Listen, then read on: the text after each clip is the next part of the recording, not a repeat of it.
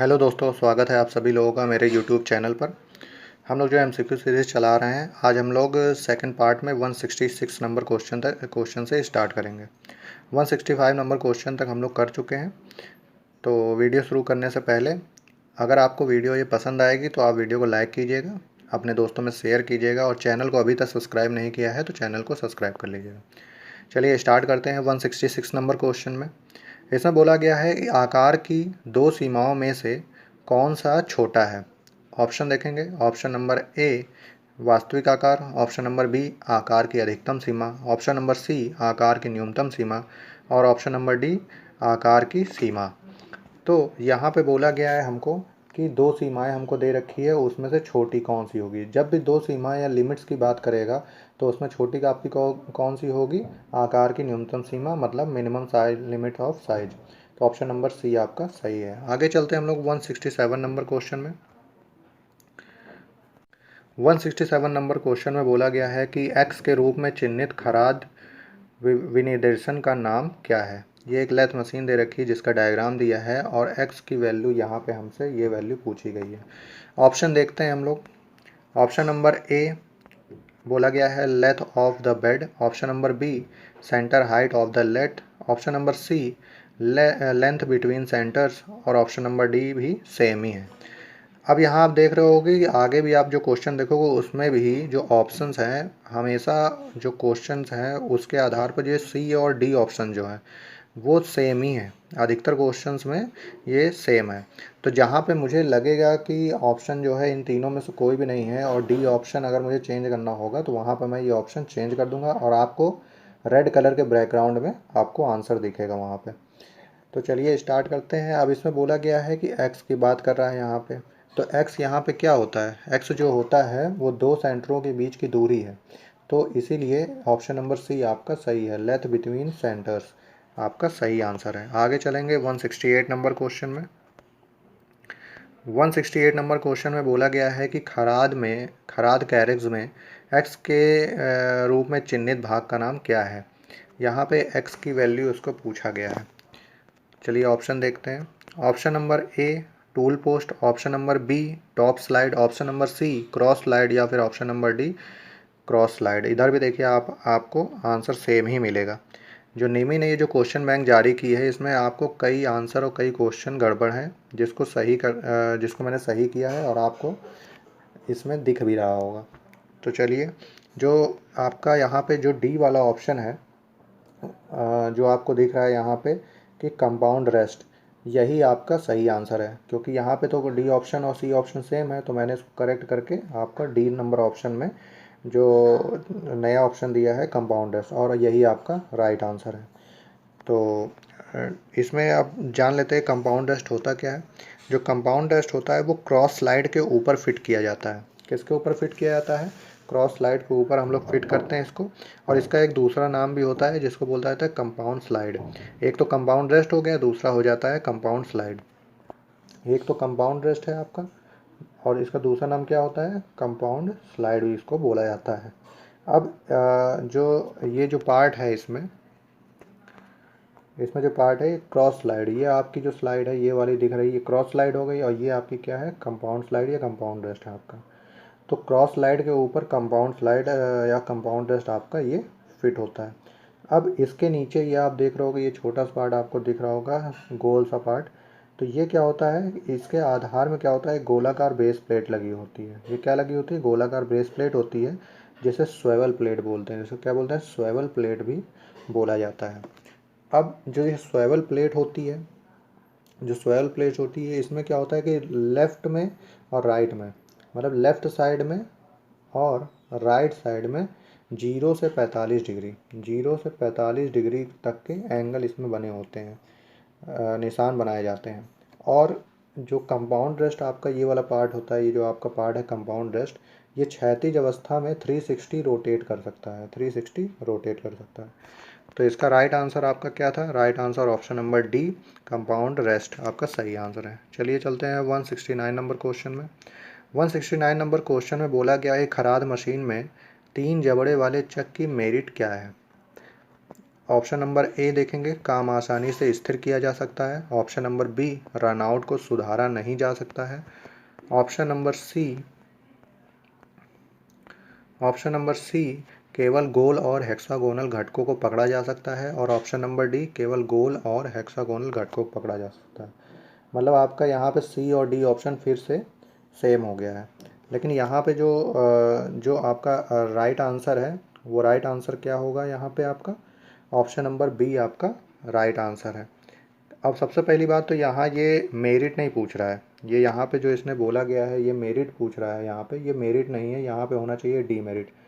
यहाँ पे क्या होगा? डीमेरिट पूछना चाहिए था इसको, क्योंकि यहाँ पे 3 तो आपको यहाँ पे क्या मेरिट दे रखे हैं, जैसे ए ऑप्शन जो है और सी ऑप्शन आपका मेरिट है, और डीमेरिट कौन सा है? Option number B. तो आपका ऑप्शन नंबर बी आपका सही है, यहाँ डीमेरिट पूछा गया है। अब चलते हैं आगे इसमें 170 नंबर क्वेश्चन में। 170 नंबर क्वेश्चन में क्या बोला गया है? 170 नंबर क्वेश्चन बोला गया है कि x के रूप में चिन्हित भाग का नाम क्या है। अब यहाँ पे क्या बोला गया? ये x के बारे में ये पूछ रहा है, जो कि यहाँ प्लेट एक दिख रही होगी आपको जिसमें तीत कटे हुए हैं, उसके बारे में पूछ रहा है। ऑप्शन देखेंगे हम लोग। Option number A body, option number B back plate, option number C external jaw, और ऑप्शन नंबर डी भी आपका सेम है। तो यहाँ पे आपको ऑप्शन नंबर डी मैंने सही किया है, जो होना चाहिए था। ऑप्शन नंबर डी में मैंने लिखा है क्राउन व्हील, और यही आपका राइट आंसर है। ऑप्शन नंबर डी जो एक्स के रूप में पूछ रहा है, ऑप्शन नंबर डी आपका क्राउन व्हील ही राइट आंसर है। ऑप्शन नंबर डी ही आपका राइट आंसर है। आगे चलते हैं 171 नंबर क्वेश्चन में।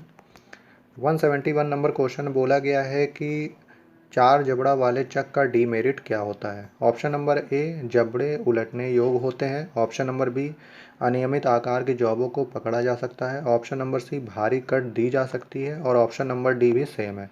तो यहाँ पे मैंने अब ऑप्शन सी और डी फिर से सेम हो गया है, इस वजह से मैंने डी में एक डीमेरिट इसकी डाली है नई। तो डीमेरिट क्या है इसमें बोला गया? इसमें बोला गया है कि ऑप्शन नंबर डी जो मैंने चेंज किया है, इसमें बोला है कि जॉब को सेट करने के लिए 4 जगह से कसना पड़ता है, और यही आपकी क्या है? डीमेरिट, क्योंकि यहाँ डीमेरिट पूछा है। तो ये तो आपकी ये जो 3 आपको दे रखी, ये सब मेरिट्स हैं इसकी। डीमेरिट क्या है? ऑप्शन नंबर डी आपका सही है। आगे चलते हैं हम लोग 172 नंबर क्वेश्चन में।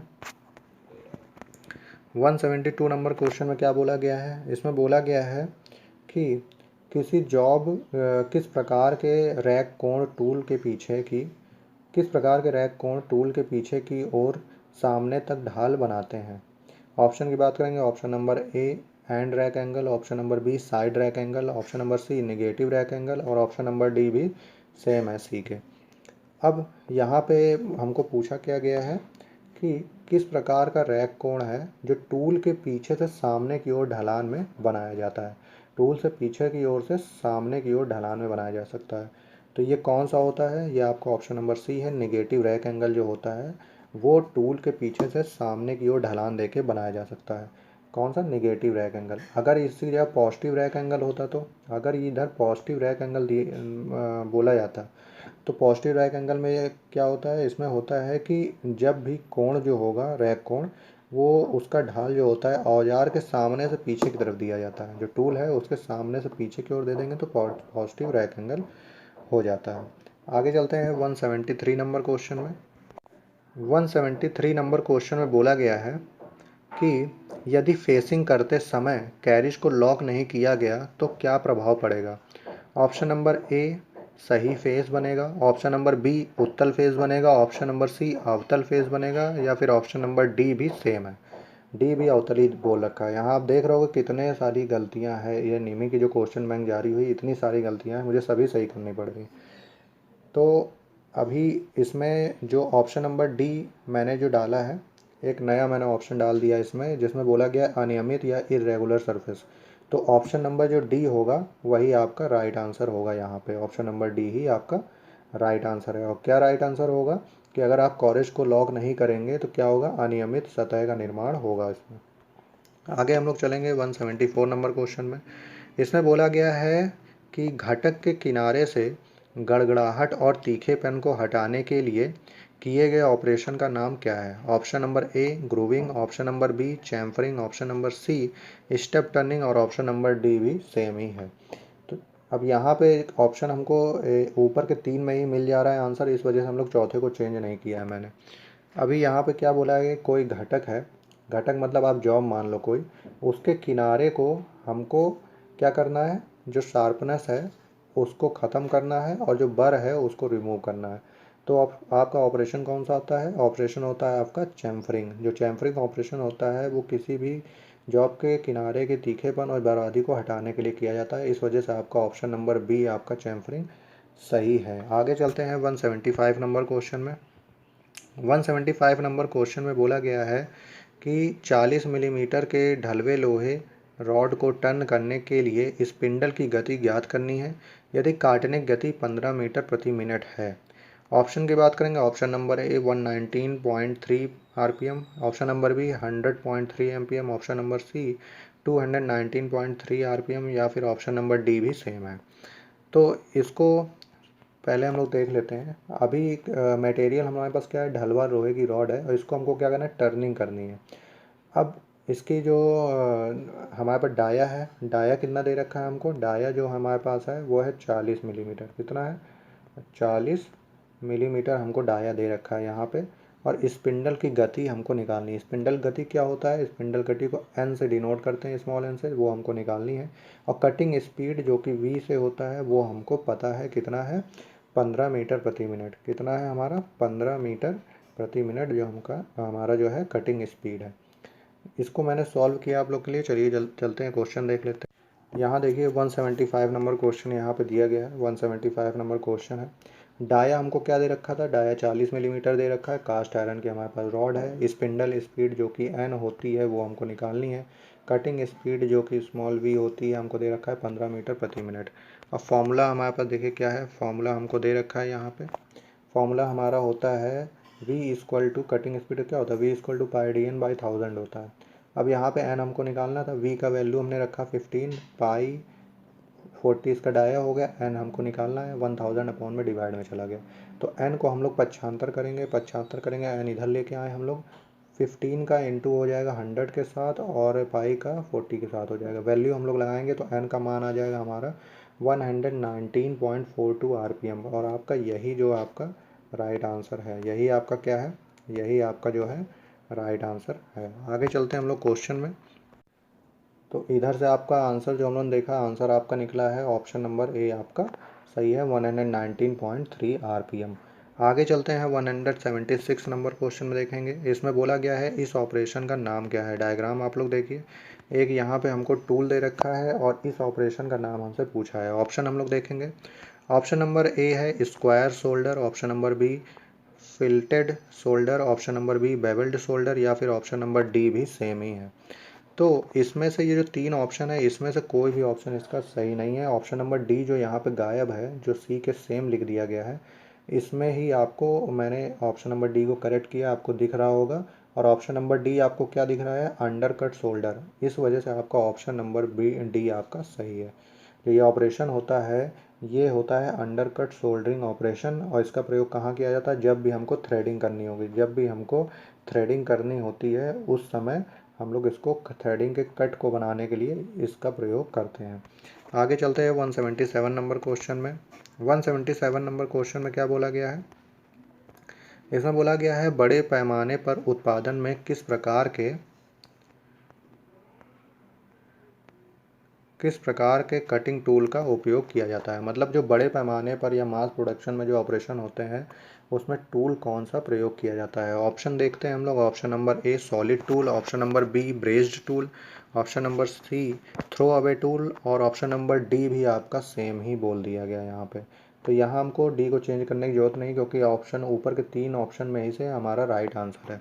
तो जब भी बात होगी मास प्रोडक्शन की या अधिक मात्रा में जो प्रोडक्शन की, तो वहाँ पे जो कटिंग टूल हमारा जो यूज़ होता है वो कौन सा यूज़ होता है कटिंग टूल, वो होता है हमारा option number C throw away type tool. जो थ्रो अवे टाइप टूल होता है वही हमारा मास प्रोडक्शन के लिए प्रयोग किया जाता है। तो राइट आंसर आपका ऑप्शन नंबर सी है। चलिए चलते हैं 178 नंबर क्वेश्चन में। इसमें क्या बोला गया है, इसमें बोला गया है थ्रेड की प्रोफाइल को कंपेयर करने के लिए किस गेज का उपयोग किया जाता है। ऑप्शन हम लोग देखेंगे, option number A plug gauge, option number B filler gauge, option number C radius gauge, या फिर ऑप्शन नंबर डी भी इसमें सेम दे रखा होगा। तो आप लोग देख रहे होंगे इसमें कितना ऑप्शन की गलती है। तो अब यहाँ पे हमको ऑप्शन डी को चेंज करने की आवश्यकता है, क्योंकि ऊपर के 3 क्वेश्चन में से कोई भी इसका आंसर नहीं है, क्योंकि यहाँ पे क्या बोला है, थ्रेड की प्रोफाइल को कंपेयर करना है। कंपेयर करना है तो कंपेयर करने वाली बात आ गई, और फिर पूछा किस गेज का उपयोग किया गया। तो प्लग गेज के द्वारा हम लोग नहीं कर सकते क्योंकि थ्रेड है। अब अगर इसकी जगह थ्रेड प्लग गेज होता तब हो सकता था। अब फिलर गेज नहीं, त्रिज्या गेज नहीं, तो इन तीनों में से कोई भी नहीं है। तो ऑप्शन नंबर डी आपको दिख रहा होगा, जो मैंने करेक्ट किया है उसमें लिखा है थ्रेड प्लग गेज। क्या लिखा है, थ्रेड प्लग गेज आपको दिख रहा होगा, और यही आपका राइट आंसर है। ऑप्शन नंबर डी आपका राइट आंसर है। तो थ्रेड की प्रोफाइल को कंपेयर करने के लिए थ्रेड प्लग गेज का प्रयोग करते हैं। आगे चलते हैं 179 नंबर क्वेश्चन में। 179 नंबर क्वेश्चन में बोला गया है कि क्रस्ट से रूट तक की ऊर्ध्वाधर दूरी कौन सी होती है। ऑप्शन देखेंगे हम लोग, option number A lead, option number B flank, option number C pitch, या फिर ऑप्शन नंबर डी गहराई। तो यहाँ देखिए बात क्या किया गया करी गई है, क्रस्ट से रूट तक की दूरी। क्रस्ट क्या होता है, कोई भी थ्रेड होती है उसका ऊपरी सिरा होता है, ऊपरी सिरा क्रस्ट कहलाता है, और रूट वाला सिरा ये कहलाता है। अब इसमें बोला क्या जा रहा है, ऊर्ध्वाधर दूरी, मतलब इसके और इसके बीच की जो और वर्टिकल डिस्टेंस है वो कितनी होती है। तो मतलब वो क्या होती है, किसके द्वारा मापते हैं। तो ऑप्शन नंबर डी क्या होती है, डेप्थ। इसको क्या डेप्थ के थ्रू मापा जाता है। कौन सी दूरी कौन सी है, डेप्थ। ऑप्शन नंबर डी आपका सही है। आगे चलते हैं 180 नंबर क्वेश्चन में। 180 नंबर क्वेश्चन में क्या बोला गया है, इसमें बोला गया है कि बाहरी सूत्रण या फिर बाहरी थ्रेडिंग के लिए M16x2.0 के लिए ब्लॉक साइज की गणना करनी है। हमको किसकी गणना की, ब्लॉक साइज की गणना करनी है।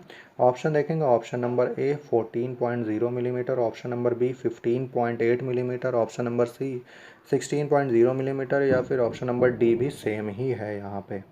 अब यहाँ पे क्या बोला गया है, हमको आउटर थ्रेडिंग करनी है, और वैल्यू क्या दे रखी है, M16x2.0। तो यहाँ 16 क्या है, जो यहाँ पे ये 16 बोला गया है, ये 16 क्या है आपकी, 16 है हमारी डाया है। किसका डाया है, थ्रेड का डाया। किसका है, थ्रेड का डाया। M16 क्या है, थ्रेड का डाया है। और ये 2 क्या दे रखा है यहाँ पे, 2 जो है हमारा ये है पिच। तो एक इसका फॉर्मूला होता है, जब भी हमको ब्लैंक साइज या ब्लॉक साइज निकालना होता है तो उसका फॉर्मूला क्या होता है, ब्लॉक साइज या ब्लैंक साइज इक्वल टू होता है, एक मिनट, block size equal to dia of thread minus pitch by 10। ये आपका एक फार्मूला होता है, ये आपका एक फार्मूला होता है। और जब हम इसमें से डाया ऑफ थ्रेड यहाँ पे कितनी है, डाया थ्रेड का डाया है हमारे पास 16, तो हमने 16 लगाया। पिच हमको कितना पता है, पिच हमको 2 दे रखा है। कितना दे रखा है, 2 दे रखा है। तो 2 दे रखा है बाई 10 कर दिया हमने, तो इतना आ गया। अब जब इसको हम डिवाइड करेंगे तो वैल्यू कितनी आ जाएगी, यहाँ पे आ जाएगी 16 माइनस 0.2। 16 माइनस कितनी आ जाएगी यहाँ पे, 16 माइनस 0.2 आ जाएगी। जब माइनस करोगे आ जाएगा 15.8 मिलीमीटर। कितना आ जाएगा, 15.8 मिलीमीटर आपका आंसर आ जाएगा। इस वजह से आपका ऑप्शन नंबर बी आपका सही है। ऑप्शन नंबर बी आपका राइट आंसर है। तो आप लोग ध्यान दीजिएगा, फॉर्मूला आप लोग जरूर ध्यान दीजिएगा, blank size equal to dia of thread minus pitch upon में 10। तो आज के लिए बस इतना ही। नेक्स्ट वीडियो में हम लोग 185 नंबर को 181 नंबर क्वेश्चन से करेंगे। तो आपको अगर वीडियो पसंद आती है तो वीडियो को लाइक कीजिए, अपने दोस्तों में शेयर कीजिए, और चैनल को सब्सक्राइब नहीं किया है तो चैनल को सब्सक्राइब कर लीजिए। Okay, thank you.